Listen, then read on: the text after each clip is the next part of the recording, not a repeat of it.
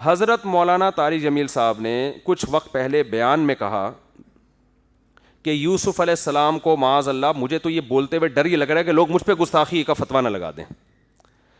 انہوں نے بتایا کہ حضرت یوسف علیہ السلام کو معاذ اللہ جوتوں کا ہار ڈال کے اور اس طرح کر کے گدھے پہ گھمایا گیا مصر میں.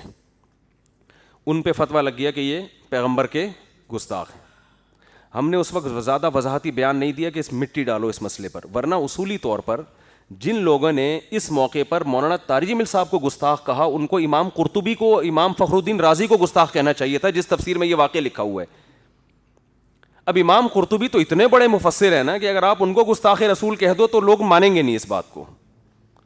فخر الدین رازی اتنے بڑے مفسر قرآن ہیں، وہ اگر اس کو، ان کو آپ گستاخی، یہ ایسے ہی ہے نا جیسے فضائل اعمال کے بارے میں کہ یہ کرامات شرکیہ ہیں، تو فضائل اعمال تو کسی کتاب سے لے رہی ہے نا وہ مصنف کو کیوں مشرک نہیں کہہ رہے آپ پھر؟ مولانا طارق جمیل صاحب نے ایک واقعہ نقل کیا ہے. خدا نہ خواستہ یوسف علیہ السلام کے گلے میں معاذ اللہ نقل کفر ہار پہنایا تھوڑی ہے. اگر وہ ہار پہنا رہے ہوتے تو ہم ان کو کہتے کہ گستاخ رسول ہے، نبی کی گستاخی کر رہے ہیں.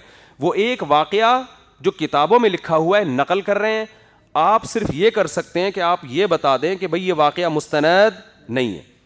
امام قرطبی نے جو واقعہ لکھا ہے یا فخر الدین رازی نے جو واقعہ لکھا ہے، جو اس کی سند ٹھیک نہیں ہے، یہ من گھڑت واقعہ ہے، اس کا حقیقت سے کوئی تعلق نہیں ہے، لیکن اس پہ بھی ان کو گستاخ رسول قرار دیا گیا.